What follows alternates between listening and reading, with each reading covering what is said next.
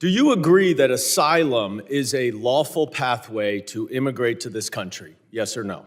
There's an asylum program, yes, in place. All right. So That was immigrants abused under then the with Biden ongoing asylum applications are legally in this country, correct? Excuse me, I'm sorry. Your question was? Immigrants with ongoing asylum applications are legally in this country. There are individuals in this country that have applications that And they are legally here because it's a lawful pathway, right? it's a lawful pathway. Okay, so And I if will- your department then deports anyone with an ongoing asylum application, you are violating the law, correct? Right out of the gate, Goldman is calling out Noem for doing exactly what Republicans always do when they're cornered: filibustering. He asks her a straightforward legal question. If you deport someone with an ongoing asylum application, are you breaking the law? And what does she do? She immediately pivots to Joe Biden left us with, "Excuse me, Secretary, he didn't ask about Biden. He asked you a simple yes or no question about your department's actions." This is the playbook, folks. When you can't defend what you're doing, blame the last guy. When the facts aren't on your side, change the subject. Goldman is not letting her get away with it, and you can hear the frustration in his voice, because this is such an obvious dodge. If asylum is a lawful pathway, which she already admitted it is, then deporting people with pending applications is illegal. Period. But she won't say it because then she'd have to admit what they're doing is unlawful. She keeps trying to talk about how the asylum program was broken under the last. And Goldman cuts her off. Answer the question, Secretary. Joe Biden left us with I'm not asking about Joe Biden. I'm asking you a 1.5 specific million question. cases If of your backlogged department asylum deports anyone Facts, with an the program- ongoing asylum application, The you program are was violating the greatly law. Is that violated. correct? It was greatly violated when they allowed I'm 1.5 asking million you. people to come I'm in asking and you. granted asylum applications. Why are you filibustering? Why by can't you ignoring answer the laws. question? It's a Because, simple Joe, question. Your president If your department and your secretary deports did not anyone follow the law with an which those ongoing applications asylum were application, you are violating the law. Isn't that correct? the asylum program was Okay. broken under the last. Mr. Chairman, I'll reclaim my time. She's not answering the question. But the obvious answer is that yes, if you follow a lawful pathway, asylum is a lawful pathway. If you have an open asylum case, you are here lawfully. But the problem that we are seeing around the country is that you are not following the law. Don't tell us to change the law. If you don't like the asylum system, you change the asylum law. Bring it to us. We'll work with you. I think it needs to be changed. But you can't just decide that you're not going to follow the law, and asylum is a law, and deport people who have ongoing applications. Unfortunately, that is exactly what's happening. It's happening across the street from my office right in New York City. Goldman just laid it out perfectly. This administration doesn't like the asylum law, so they're just ignoring it. They're deporting people who are legally here with open asylum cases. Think about what that means. These people followed the rules. They showed up to court. They're going through the legal process. And ICE is arresting them anyway and shipping them out of the country. That's not law enforcement.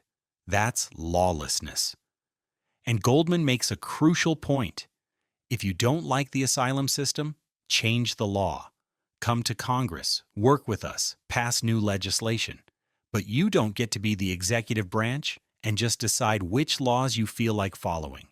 That's not how our system works. Except under Trump, that is how it works. The law is whatever he says it is on any given day. And Noem is sitting there enabling it, unable to defend it, because there is no defense. He even gives specific examples. Thousands of people with open asylum applications being arrested right across from his office in New York City. People being ripped away from their families after court appearances. This isn't hypothetical. This is happening right now.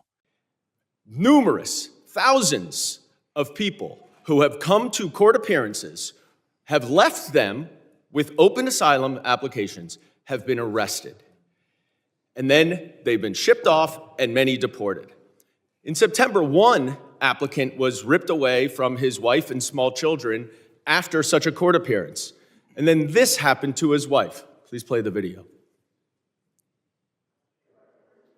No, it's not. It's not this one. All right, it's not this video. Here it is. I'm yours. Oh, come on, man.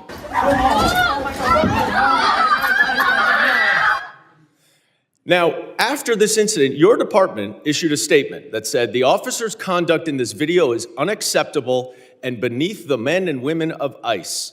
Our ICE law enforcement are held to the highest professional standards, and this officer is being relieved of current duties as we conduct a full investigation. 3 days later, you reinstated that officer and you put him back on duty. I sent you a letter and asked you what investigation was done and why was he reinstated. You did not answer that letter. So I'm going to give you an opportunity right here to explain to me that if that officer's conduct was, quote, beneath the men and women of ICE, unquote, why did you reinstate him? Oh, this is where it gets really good. So Noem's own department issues a statement saying this officer's conduct in that video was unacceptable and beneath the men and women of ICE. They claim he's being relieved of duty for a full investigation, but 3 days later, 3 days, he's back on the job.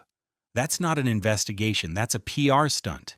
They suspended him long enough for the news cycle to move on, then quietly brought him back. And when Goldman, a member of Congress exercising constitutional oversight, sends a letter asking what happened, Noem just ignores it. 2 months go by. No response. Now she's sitting in front of him claiming she's surprised he hasn't gotten an answer, and she'll ask her staff about that. Really? You're the Secretary of Homeland Security and you don't know that you've been ignoring letters from Congress. This is either complete incompetence or deliberate stonewalling. Either way, it's unacceptable. You don't get to say an officer's behavior is unacceptable, suspend him for optics, reinstate him immediately, and then refuse to explain yourself to Congress. Sir, that investigation was completed. I can give you that investigation and the information that you would like. This is Well, I wrote you 2 months ago. Why haven't you given it to me I'm yet? actually surprised that you haven't gotten it. I'm going to ask my staff about that. Well, you because shouldn't I be have surprised responded because generally to speaking, you hundreds do and not hundreds, if respond not to thousands us. of your letters. Now, the other problem that we are Mayorkas, when he had seeing this all job, over didn't the respond to country letters for years. is that your officers are wearing masks, are dressed in plain clothes, often going around without identification. All of our officers are And identified. I'm not asking a question. I introduced the No Secret Police Act to stop this. And we now have 113 co-sponsors so that they will not be masked and that they will identify themselves. Now, you say all of them are identifying themselves. That is not the case because last month in New York City again, the NYPD officers were injured by your masked, plainclothes ICE officers after they were called from 911 as residents witnessed your officers pulling individuals out of their vehicles and chasing them down the street. I also asked you what happened there. How were the NYPD officers injured by your officers? And you didn't respond. What's the answer?